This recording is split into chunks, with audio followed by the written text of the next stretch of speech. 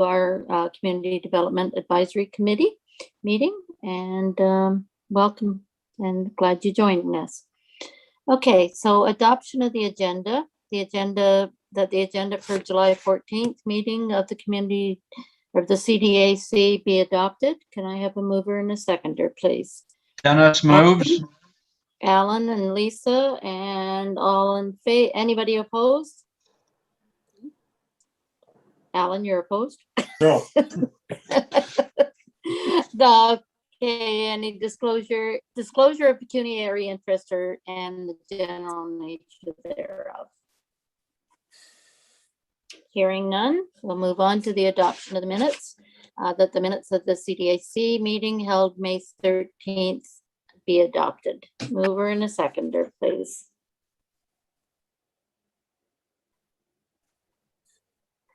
Alan, Lisa, anybody opposed or have any other comments on the minutes? Madam Chair, once the minutes are approved, I do have a comment. But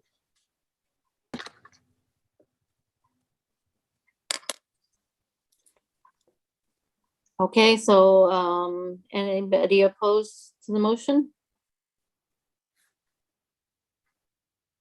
Any comments?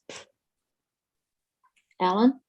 thank you, Madam Chair. So there was, as part of the minutes, there was a note requesting the separation of some of the survey results from the KMP Trail Survey, just to take out those using motorized vehicles and isolate the remainder of the survey respondents. And I've not yet received any of that information. Just wanted to follow up with that. Okay, does anyone have any follow-up information on that? Allison, do you have anything? Jeanette, did Richard talk with you at all about that? Unfortunately, he and I didn't touch base after the meeting on that piece. No, there's been no follow-up. Okay, so that we ask that be followed up where we can, please. Thank you very much. We appreciate that. Okay, so now we're going to have a presentation on the overview of the mandate in terms of reference for this board, and it's being presented by Jeanette Amini, Manager of Legislative Services and Clerk for the county. Jeanette, would you go ahead, please? Thank you, Ms. Hunter. Just give me 1 second to pull this up. Most certainly. So is everybody seeing the presentation? Yes. Yes.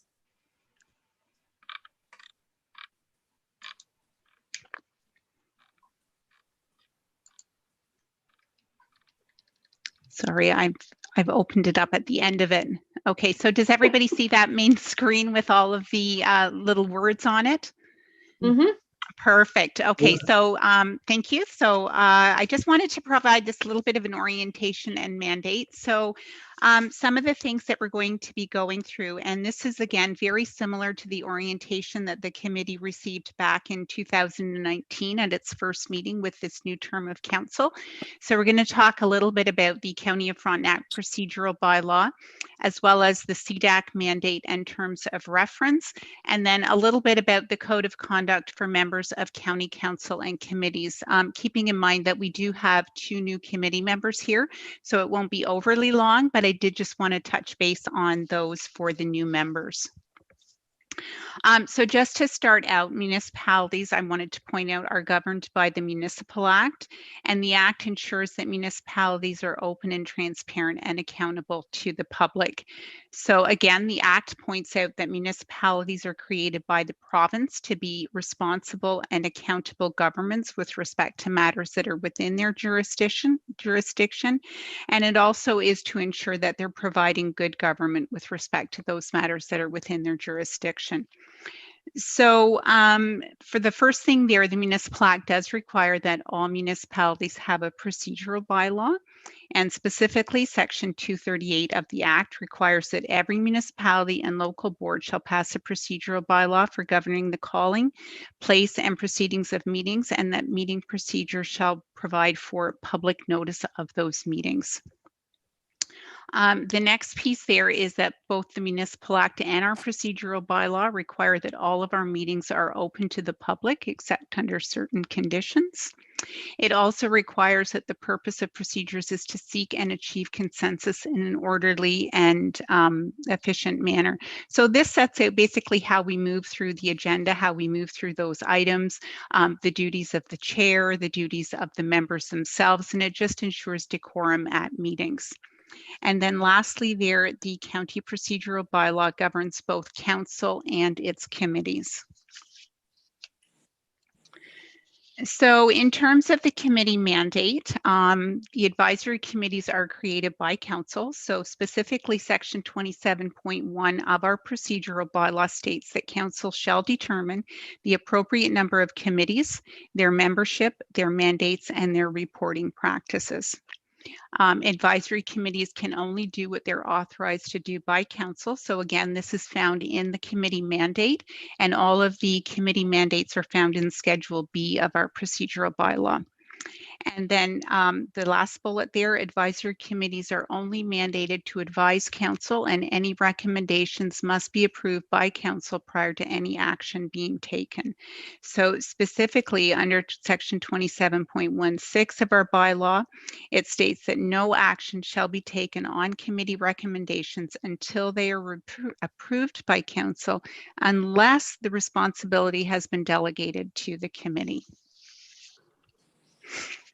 So next, the role of the committee. So committees make recommendations to council on matters which are within their jurisdiction. And again, your jurisdiction is found within your committee mandate.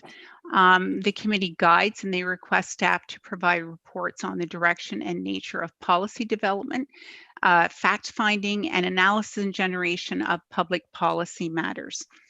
And then lastly, council is to receive public deputations and establish mechanisms to receive further public input on vital public policy matters. So again, this is key as decisions that are made by council reflect public input and public interest. So it's important that committees and council take into account the public interest and the public comments that are made for the decision-making process, and to make sure that we're not making decisions on a personal matter, but to ensure that those decisions are made based on public interest, public comment, and the best interests of the public. So the mandate for Cdag. So this is pulled out of our procedure bylaw. This is the specific mandate that has been set by council for Cdag. So Cdag is to set priorities for sustainability in the Frontenacs by implementing the visions outlined in a couple of key documents there. So we have directions for our future, which was passed, I believe, back in 2012. We also have the economic development charter, as well as the implementation plan and the trails master plan. So some of the key activities that the mandate sets out for the committee is to create short-term project teams for focused development within those priorities. So the committee has done this in the past in terms of creating project teams or working groups, as they were called. You evaluate those project team recommendations through a sustainability lens. And then you proactively advise and inform council to ensure decisions account for regional and long-term implications. Your role is also to improve community engagement in the activities that will lead us to a sustainable future for the Frontenacs, and also to report periodically to county council and to produce an annual work plan for the adoption by council. So a little bit here on how Cdag has guided council in the past. So Cdag was established in 2015. And since its establishment, it has made 32 recommendations to County Council. Of those 32 recommendations, 31 of those have been approved by Council, and Council has supported one staff recommendation that did not align with the committee's recommendations.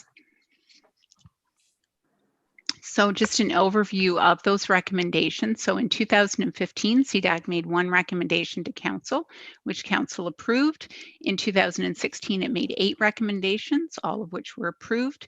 In 2017, it made 6 recommendations, all of which were approved. Same in 2018, all recommendations were approved. In 2019, the committee made 6 recommendations to council, and 5 were approved. And the motion that was made at the committee did not receive a seconder. So when a motion doesn't receive a seconder, it basically dies on the floor. Unfortunately, all staff, or fortunately, all staff reports that go to a committee, because it's council's final decision and not the committee's, even staff recommendations that are turned down at a committee or don't make it on the floor still move forward to council because it's council's ultimate decision. So what happened there was the motion didn't receive a seconder, so it didn't make it onto the floor, but it still went to council and council approved it. And that, I believe, was the motion that that was to expand the boundaries of the annual ambassador survey to include sort of rural Kingston. We wanted to expand those boundaries, and the committee opted not to make a decision on that. And then again, in 2021 of this year, the committees actually made 3 recommendations to council, and all were approved. The committee, of course, made comments and recommendations in terms of the KMP Trail and the motorized vehicles through Verona. However, the actual motion that came from council was that staff were to report back. So even though the committee provided comment, it wasn't actually the committee's recommendation that would have gone to council. The committee just made comments and recommendations to staff.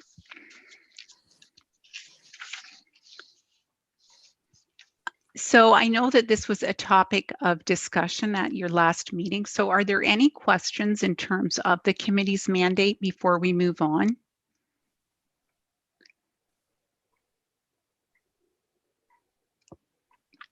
Okay. So seeing none, so this is just a little bit of, again, the procedural bylaw portion of it. So I always like to include a definition of a meeting. So this is taken from both the Municipal Act and our procedural bylaw. So a definition of a meeting is when a quorum of the members of council or the committee that are present and discuss issues in a way that materially advance the decision-making process of council or the committee. So again, it's not appropriate to discuss committee business via email, and it's not appropriate to meet at a local coffee shop or a restaurant or wherever to discuss committee business. Again, we have to ensure that we're open and transparent to the public. So if there's ever information that you want the committee to receive, it should come through the clerk's office, and that information is placed on an open public agenda. So there's been a couple of times, again, when we've sort of curtailed emails to say, you know, the inappropriateness of carrying on business through emails. So that's one key aspect of the definition and the quorum of a meeting. Again, public notice requirements. So under Section 270 of the Municipal Act, it requires that we have policies in place on how we will be transparent and accountable to the public and how we will provide public notice. So again, we do have a policy on this, and the procedural bylaw itself states that we provide public notice on our meetings and agendas by posting those agendas the week prior to the meeting on an open public forum. And as the committee is aware, all of our agendas are posted on our civic web portal so that we are providing open public notice on terms of what the committee is going to be discussing. So the next one is adherence to the agenda. So the agenda, again, is how we provide public notice to members of the public on exactly what the committee will be discussing. Items should not be added to the agenda at the meeting, as this provides no public notice. Some things that seem very small to us, we never know who out there in the public may have an interest in that discussion. So again, under other business, and I believe we spoke about this at the last meeting. So under other business, our procedural bylaw states that under other business, it can only be either A, statements by members, and that's when a member wishes to inform the committee on a matter that does not require action or consideration, or if it's matters of urgency, and matters of urgency are when they can't wait until the next meeting. So agenda items should fall within the committee's mandate when you're placing those on the agenda. So the committee minutes, just to give a brief recap of what's included in the minutes, we do not take verbatim minutes. And again, under the Municipal Act, and as well as under our procedural bylaw, typically it requires that we don't put note or comment in the minutes. So our minutes will basically reflect a discussion of the committee and not the he said, she said of specific members. And then the last one here is declaration of pecuniary interest. So this is pulled out of the Municipal Conflict of Interest Act. So where a member either on his own behalf or while acting by or for or with through another person has any pecuniary interest, direct or indirect, in any manner and is present at a meeting at which the matter is the subject of consideration, the member has to, prior to any consideration of the matter at the meeting, disclose your pecuniary interest. You're not to take part in the discussion or the vote, and you're not to attempt in any way before, during, or after the meeting influence any of the members in terms of the discussion of the subject. So just some definitions here. So indirect pecuniary interest is when the member or his or her nominee is a shareholder. So for example, if you work for a corporation that may have an interest in some of the items being discussed, that would be considered an indirect pecuniary interest. Or if your spouse or partner or person is employed, again, that would be a different a declaration of pecuniary interest. So interests of certain persons deemed that of a member. So for the purposes of the Act, the pecuniary interest, direct or indirect, of a parent or a spouse or any child of the member shall, if known to be the member, be deemed also a pecuniary interest. So those are basically the people who you may be related to, who may also have a pecuniary interest that you must declare. So for example, if you're considering a grant application and your child is the one submitting the grant application, that would be a pecuniary interest for yourself. If your aunt or uncle are submitting that grant application, as you can see there, that would not be a pecuniary interest for you, but it probably would fall under a conflict of interest under our code of conduct. So what is pecuniary interest? Basically, it's money. So the last little piece here is the code of conduct that we have here at the County of Frontenac. So it was adopted by County Council in 2019. It covers councillors and committee members, and that includes advisory committees. And all those bound by the code of conduct are required to acknowledge that they have read, understood, and accept this code of conduct. So that would have been included in your first meeting that everyone had signed off on. And again, for the new members, I will get that out to them because they are required to read it and sign off on it. So in terms of committee members, committees and members of committees, because there is a specific section in the code of conduct that does apply to committee. So it applies to all members of council, as well as, with necessary modification, all county committees, agencies, boards, and commissions, which are defined under section 1, subsection 1 of section 223 of the Municipal Act. Its purpose is to establish a general standard to ensure that all members share a common basis for acceptable conduct and to which all members are expected to adhere and comply with. And again, it is intended to set a high standard of conduct for members in order to provide good governance, a high level of public confidence in our municipality, as well as in the administration of the counties.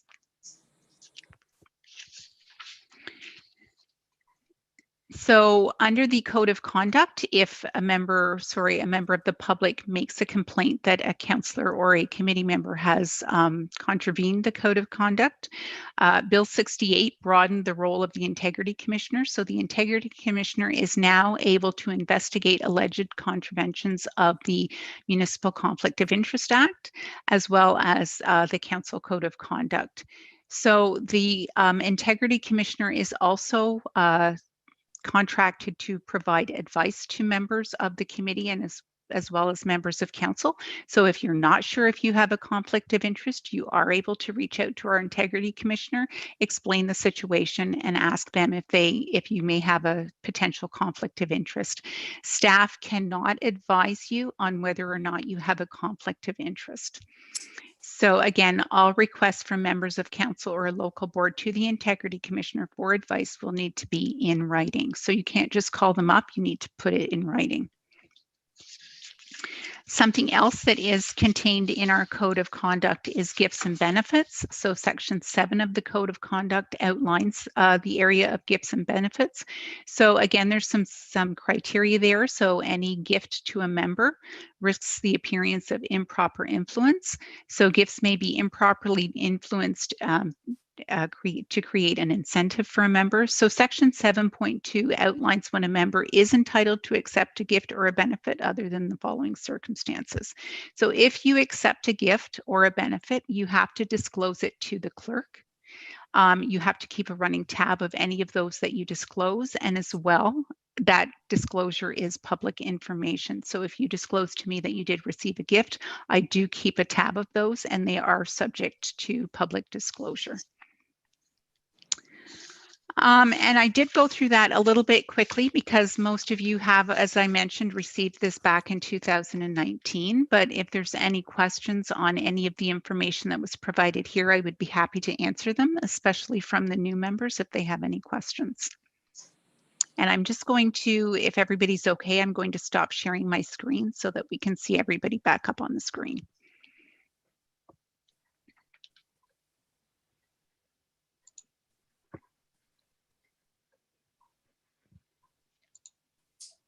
So are there any questions on the information given? Ella, Marlene, fine. Wilma, do you have I any? would like to make some comments. I have no questions about the information Jeanette gave, though. So if perhaps that should be discussed first.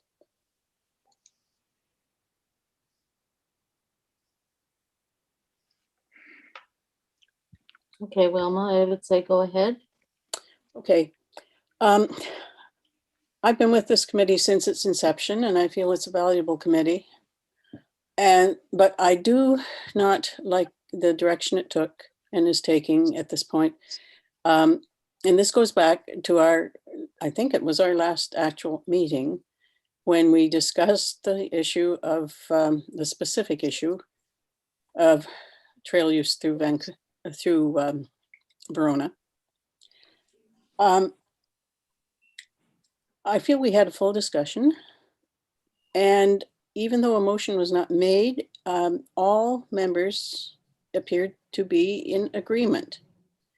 And our position was well represented at council by Dennis Doyle when he spoke. However, I was very disappointed that Councillor Alan Revelle, who appeared, he did have one question about going back to the separating out the results of the survey, but he appeared to be in agreement with the committee.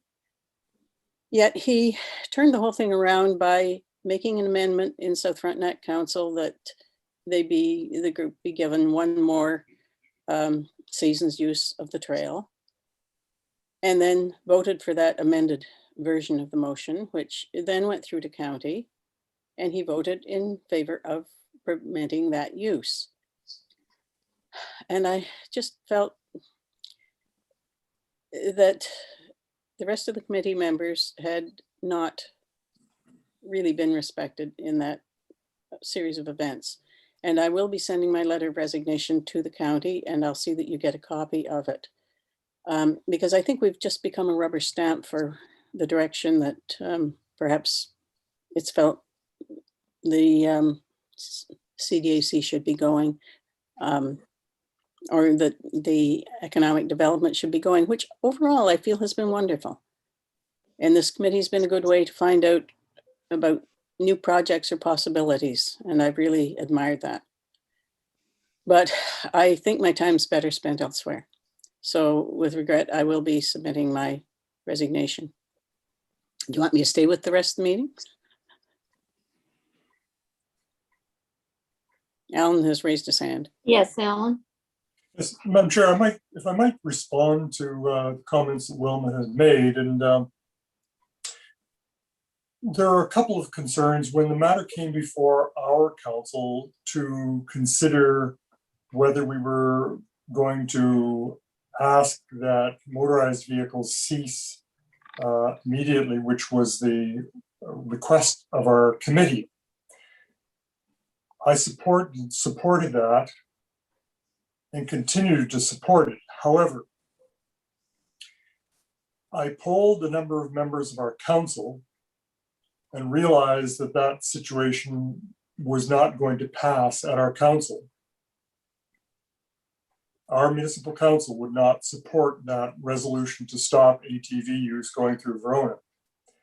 At the same time, I've committed to my personal council that I would carry their vote to county council. So if our township council chose not to restrict ATV use through the village of Verona, that was the vote that I was going to carry at county council.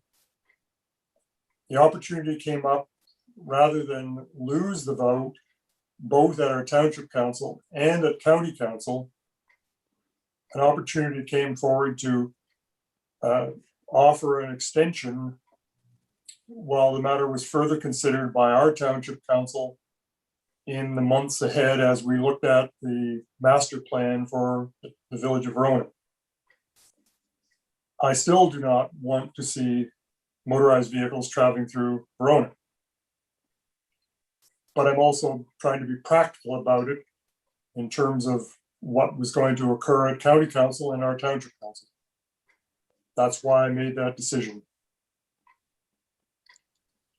Okay, thank you, Alan. Wilma, a quick response?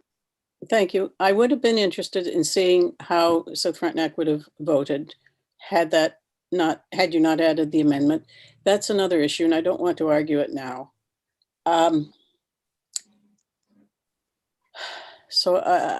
And we lost two very valuable members of the committee. I think we've gained two quite marvelous members, but we have lost two valuable members. And so I really don't, I think something went badly sideways that way, and I don't feel I can continue. Thank you. Well, Wilma, I'm sad to hear that you feel that way. I can understand everybody's view. And if you wish to stay on the meeting, you're more than welcome. If you did not want to stay on the meeting, I think that has to be your decision. I would like to see you stay on the committee, but so I would ask it that maybe you stay on the meeting and consider again before you write your letter of resignation. But again, it's your decision, and well, thank you, all I Betty. can say is that you have been a good, a member for a long time and valuable information. Dennis. Yes, well, I'm very sorry to see you're going to leave the committee, but hopefully you'll stay in touch and we'll get feedback from you through some other means. And I hope you stay on today. Thank you. Thank you. I'm prepared to stay today. I'm sorry to be leaving. Thank you. Anyone else have any comments they wish to make at this time? Okay, so I guess we will move on to the next order of business. And thank you, Jeanette, for your information and orientation and reminding all of us what we're here to do. So I thank you for that presentation. So now we have a report on the annual business survey results. Allison. Thank you, Betty. So this report was actually written by Kylie Huffman, who is our digital marketing summer student. And it's a bit delayed in coming. The business survey closed back in February. With the workload, Richard and I just weren't able to analyze the survey results. And so with Kylie on board, she was able to put some time into that. So I don't know if anybody has any questions about the report. And Kylie, if you have any highlights that you want to mention, I see Deputy Warden Doyle has his hand up there. Maybe we can just go right into questions. Okay, Dennis? Yes, I thought it was a very good report, well written. And I was interested to see that it confirmed that one of our biggest issues in our region is the internet. And as I've experienced this morning, I know a lot of others across the county do likewise. And the EORN group is working on it, and we're lobbying hard to get improvements, but it's not going as well as we wish. We were looking to install 1 gig that is fiber optics right across our region, but the provincial and federal government are playing hard to get, and we are lobbying for that, but I don't know what the committee can do over and above what's being done by the Eastern Wardens Caucus and the Eastern Ontario Rural Network Group, but we will keep the pressure up. Thank you. Dennis, would it be possible that this report with the barriers to growth and that be sent to the Wardens Council? Would that help anyway in putting forward our needs? I think that'd be a good idea to send it to EORN and EOWC to point out to them that this survey has confirmed that our largest impediment to growth is the internet. So would I need a motion for that, or am I all right with that going forward? Just as a recommendation, Jeanette or Allison? Yeah.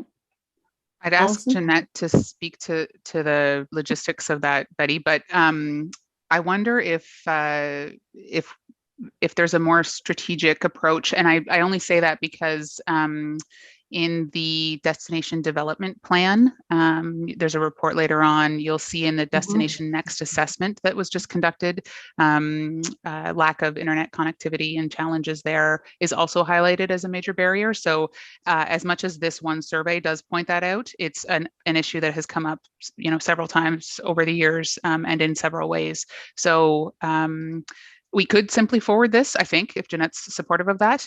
But there's other pieces that would add to the weight of that. Dennis?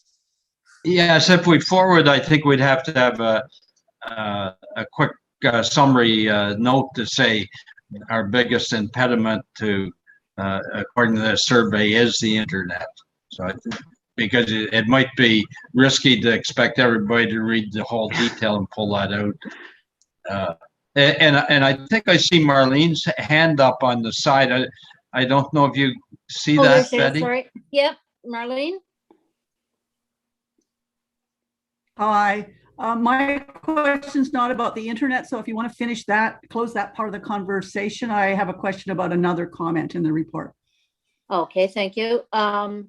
I would just say that because this has to do with businesses, if we send a thing to the Eastern Ontario conference, that we stress that also the businesses, not just the destination plan, but the businesses' barrier to growth is the internet. So I think that's an important part to forward to. And I see Lisa shaking her head, because I'm sure she has issues with her business and the internet and that. So I think that we really need to stress that it also is really impeding our businesses. Okay, is there any further comment on that? So go ahead, Jeanette. That's what I was going to ask. Sorry, I was just going to mention that it would have to be a recommendation to county council, and it would be actually the county that would send it to the EOWC, not the committee, if that's the committee's choice. Okay, so would someone like to make a motion that be sent to the Dennis, seconded by Lisa? Anybody opposed to that? Okay, and that is carried. Now, leaving that information, Marlene, what was your comment, please? Just asking for a bit of clarity, perhaps, in one of the items that was said to be a threat to businesses, and that was individuals moving to the area from urban locations. And I'm just a little perplexed as to why that might be considered a threat by those businesses, and wondered, Allison, if you have any insight onto the thinking behind that. I'll just comment that I'm kind of one of those people that's moved here in the last year, and in some ways, I think that that is actually an opportunity for a lot of businesses, because they're going to come in and I'm putting a new septic system in, I'm buying locally, so I am perhaps adding to the economy, and so it's perplexing to me why they consider that a threat, and I just wondered if somebody had some further insight into that. That's a great observation, Marlene. Maybe I'll start, and then I'm sure there's lots of other folks on the call who could also jump in. Joe Gallivan, who's our Director of Planning and Economic Development, is here as well, and he might have some comments too. I think that people do see it as both an opportunity and a threat. I think that the ways they see it as a threat relate to the potential of overdevelopment, or development that is maybe not necessarily in line with our strong desire to protect nature in the natural environment. We have a lot of lakes in our region, and a lot of development on those lakes, and it's quite important to, I think, everybody who lives here to protect those lakes. And we know that development can be a threat to that those natural assets. So I think that's probably number one. The other one that I see that could be interpreted as a threat is sometimes when people move to a rural area from an urban area, they bring with them expectations of services that are maybe unrealistic for the rural area. And so that's an opportunity, I think, for us to up our game across the board. But it's also a threat in that, maybe they'll get disenfranchised, they won't be satisfied, or there will be demands that we just can't meet. So those are the two things that I see sort of off the top of my head. I'm sure there are others if I had time to really think about it. I think Joe's got his hand up there, Betty. Yep. Joe? Thank you, Betty. And thanks for the question, Marlene. I agree with everything Allison just said. And I don't want to generalize at all, but I can tell just from the planning side of our department, dealing with people who've recently moved into a rural setting from an urban setting, sometimes there's a period of time that people need to acclimatize themselves to understand that rural living can be much different. And moving around a farming community, they may be upset about the farming activities taking place. And one of our roles as planners is to make sure we protect farming in the area. But I think it's a short-term issue in terms of once people move to a rural setting, and I'm not talking about moving to a village per se, I'm talking about the rural areas of the county. And as Allison also said, lake protection is one of our major priorities. And we always try to make sure that people understand that it's a very special part of Frontenac. Thank you. Okay, anyone else have a comment?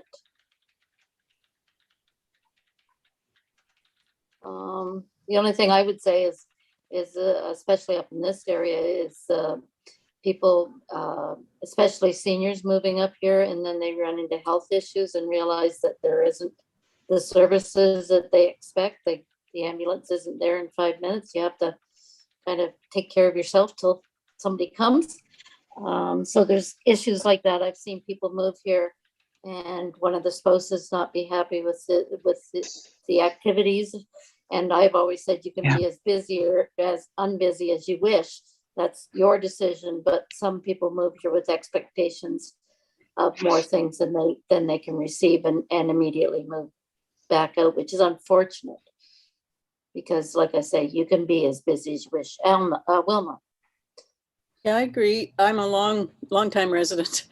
But I think that people come here partly because they like the idea of a rural atmosphere, and they have a concept of it, as you said, which they may misunderstand. Mm-hmm. And so I think it just points to our need as well to find other ways to reach out to the new people who are coming in and help them become part of what they think they want to become part of, if you know what I mean. Because we've lost a lot of our major central social connectors, such as the churches, which used to be a way, as soon as a person moved in, if they were a member of a church, they were a member of the community. And that isn't easily available now to people who come in, that sort of connection. I'm not saying churches are the only way, there are many ways. But people who have small kids often have a better ticket to meet others and get involved with like interests and become feeling that they're more part of the community. So it's a whole big, wide issue. And I think we can find ways of continuing to address it in a way that doesn't make the old timers feel too nervous about it and still helps city people come to understand the differences in rural life and some of the disadvantages. I had to learn just the other day how to deal with the neighbor's rooster attack. And I learned to dress big and walk big, and it worked. But I think there's a lot of stuff like that that we can just continue to work on because we're aware of it. There's a lot of conversation happening in Sherbet Lake, especially with the downtown revitalization project that's taking place and the momentum of the business group and the Rural Frontenac tourism group around. Sherbet Lake is a hub where lots of people are moving into, and so they're seeing this influx of new residents. And the conversation is around how do we get those people involved, sort of selfishly in our service clubs and other community organizations, so that we can stop relying on the same 10 volunteers who have been putting their hands up for the last decade and get some new energy and ideas into the mix, and then also really create those bonds that develop a sense of place and make these people feel welcome as part of the community, which leads to vibrant and healthy communities, right? So I think it's a good point, Wilma, and definitely an opportunity, a huge opportunity as we see this influx of urban residents. Does that answer your questions, Marlene? Yeah, thanks, it does. And I understand all those issues, although the survey was mostly from a business point and economic development. And so I was a bit more perplexed as to why those businesses felt that it was a threat. I've lived in rural areas for most of my life and only in the city for a few. And so I appreciate the differences and the demands and the expectations about services and healthcare.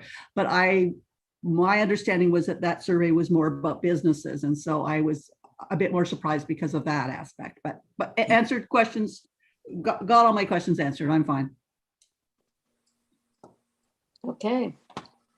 I know in North Frontenac, we're talking about making up a welcome package to start bringing to residents. So it's something that the EDTF is working on, but we haven't got to get it through council yet. Anyways, so any other questions on the business survey? Or comments, anything? Okay, hearing none, we shall move on to the destination development plan process. Allison, you're up again. Thanks, Betty. So this is just an update to let the committee know where we're at in the process. And everything's, I think, fairly well laid out in the report. So I'm hoping you've had a chance to read it. A couple of things that I will point out. The Destination Next assessment was completed. And as you can see there, Frontenac is plotted in the little matrix as being voyageurs, which means that we are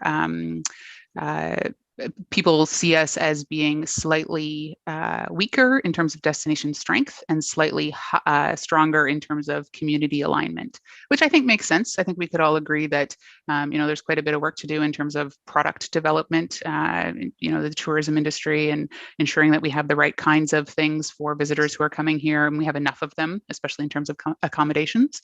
And then in terms of community alignment, to me, this makes a lot of sense. We're fairly strong on the community alignment side.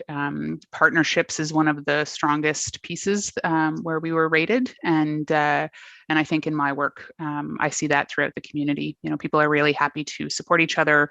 They want to see all of the small businesses that are here do well right across the whole county. So this wasn't a surprise to me. I think it makes a lot of sense.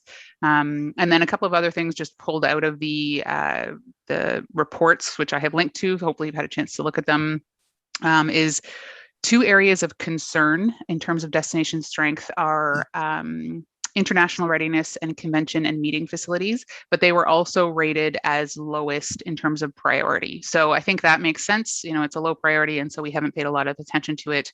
We're not necessarily really high on that ranking. And then sort of opposite to that, in terms of community alignment, workforce was ranked as one of the highest variables in relative importance, but also as one of the lowest variables in terms of performance. So to me, that says that we're going to see workforce as being a major issue come to the top through this project. And again, that's not a surprise. Along with lack of internet connectivity and challenges there, workforce development, staff retention, being able to hire qualified staff is one of the major hurdles we hear time and time again for not just tourism operators in Frontenac, but businesses right across the county. Popping back up to destination strength, the two things that we were ranked highest in were brand and sport and recreation facilities, which again, I think makes a lot of sense. We've got a strong brand and we've done a lot of work trying to get buy-in for it internally. And then sport and recreation sort of is who we are at the core. And so I think that makes sense. So I think I've touched on all of that. The steering committee met for the first time at the end of June, and it's a good group. There's, I think, 20 folks involved, and we had almost all of them on the first call. They were really engaged. You can see I've linked to the comments that they submitted during the call. And it was funny because Greg, who's our facilitator, our consultant, was sort of explaining the exercise. And as he's explaining it, things are already popping up on the screen because the folks were so eager to get going, providing their comments. So he was really pleased to see that. And all along, Greg has sort of said that he's pleasantly surprised by how engaged this group is, how engaged stakeholders are in Frontenac, and how eager they are to do some work. So that's a really positive sign. And you've seen I've broken out some of the themes there. Again, most of these things are not surprising, but I think they are confirming, which is, you know, a good place to be at this stage of the game.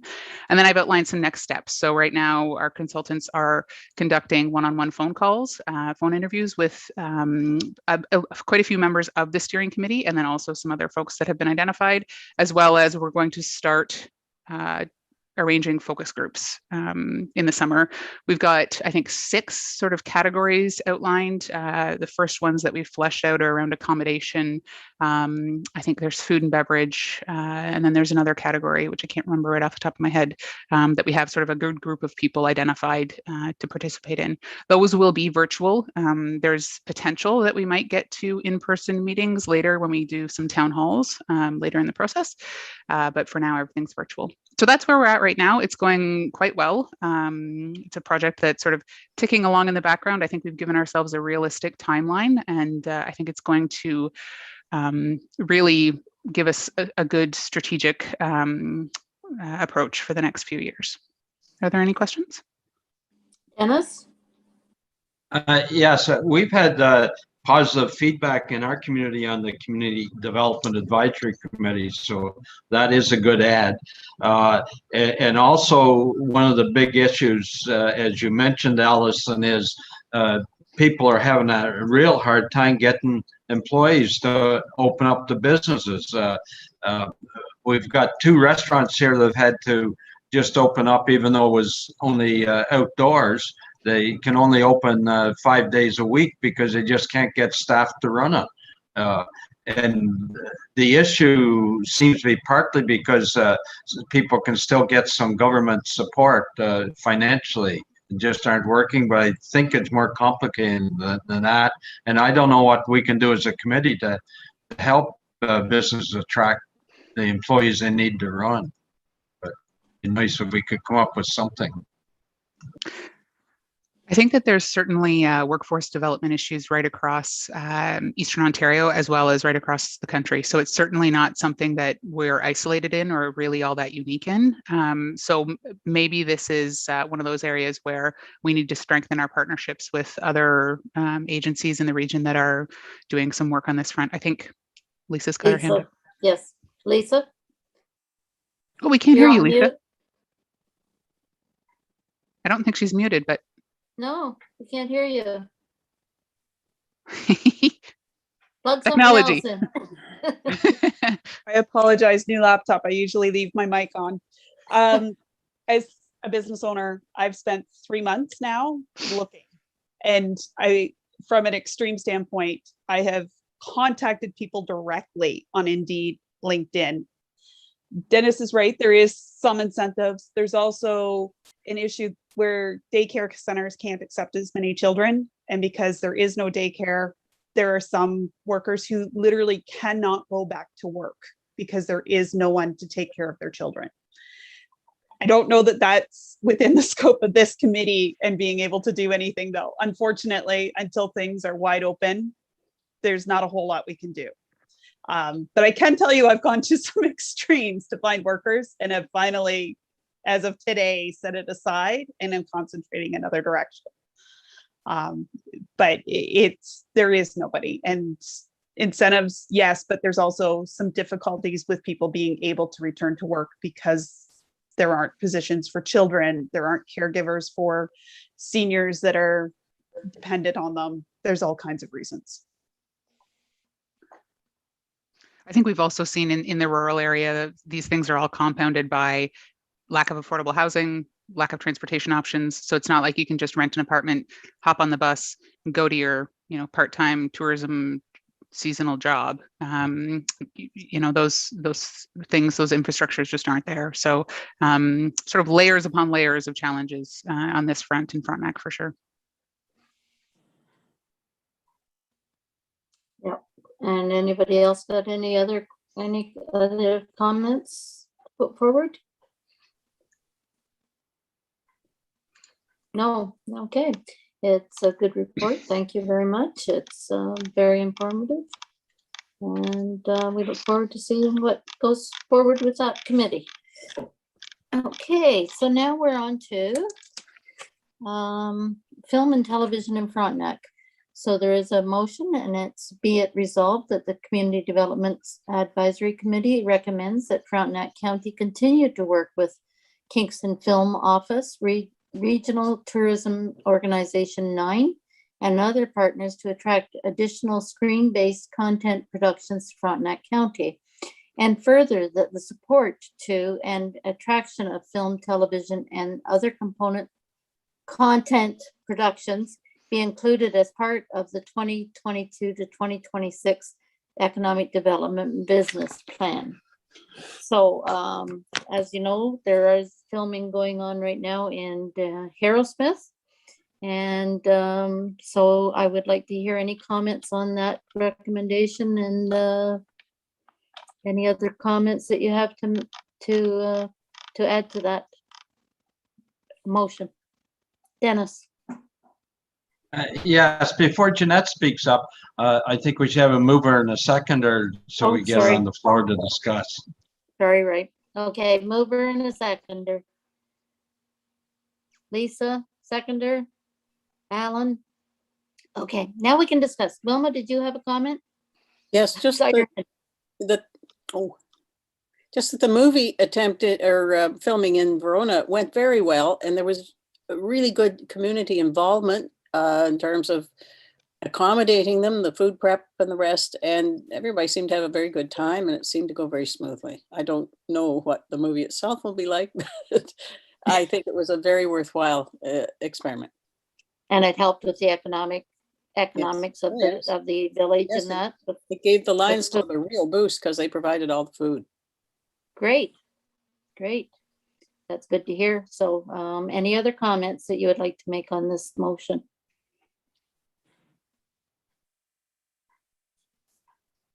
Anyone? No? Okay, so is anybody against the motion or have any thing they'd like to add or subtract?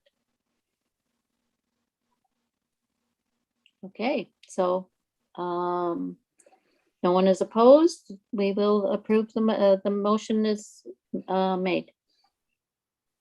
Okay. So communications, I don't see any other business. I would just like to comment that it's good to see that we're moving into stage 3 on Friday. And hopefully things will continue to open up and help our businesses going forward. There is a craft show coming up in Plevna next Saturday, a week from Saturday. If anybody's interested, I can I can send you the information. Yeah, So, please send the information. okay, I will. I have a poster. I can send it out if you wish. So, and our next meeting. Whoa. It doesn't have it listed, and where is my day planner? I didn't write it down. Allison, do you have it on your calendar? So I don't have it right here. We normally meet every other month, second Thursday of the month. Yeah, but we're way off schedule. Oh, yeah. So I'm not sure if this is a scheduled meeting or a non-scheduled meeting. July. Jeanette, is it supposed to be August? Yes, so the next scheduled meeting was August the 12th. And that's what I have on my calendar, yes. And just a quick question, will Richard be back by then, Allison? Richard will be back and I will be off. And I will be off as well, so. And I'm not sure how much we'll have for the committee to discuss in only a month. Okay, Dennis? Yeah, yes, we typically don't try to meet in August. It's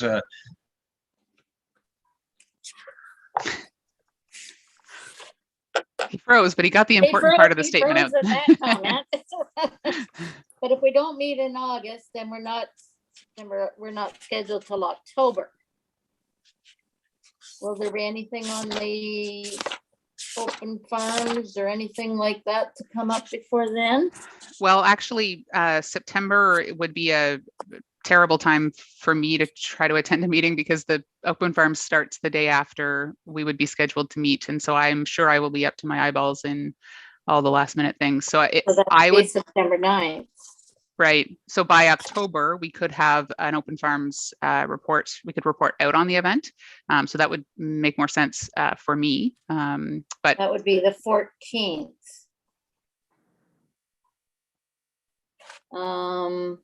Okay, I think what we'll do then is shall we set it up for the 14th unless other things come up, and then it would be at the call of the chair? Would that work for everybody? And if anything comes up, Allison, you or Richard can let me know and we can, okay, does anyone else have any objections to not meeting till October, or would you? Everybody's okay with not meeting till October? That'll get me past the studio tour and everything. Okay, so with that, we shall. So we're saying October 14th or at the call of the chair if we need it before then. Okay, so I just thinking, Betty, we maybe should have a conversation at some point about that meeting being in person. Oh, that would be nice. Wouldn't that be fun? Oh, Jesus. I'm so looking forward to in-person meetings and not on Zoom. I'm tired. I'm a social person. The Zoom doesn't do it for me. So yes, if everything goes forward as we are moving forward now, that is a possibility that would be an in-person meeting at the county office. So we watch for that information moving forward to that meeting. Okay, and other than that, I wish everybody to enjoy your summer and the beginning of the fall, and hopefully then we'll be able to see each other in person, and I look forward to that. Okay. So meeting adjourned. Sorry, Ms. Hunter, you just require a motion to adjourn. Oh, do I? I thought if you finished the agenda, you didn't have to have a motion. Sorry. Motion to adjourn. Lisa, seconder. Seconder, Alan. Anybody opposed? No. And Wilma, I hope we see you. Okay, keep us in mind.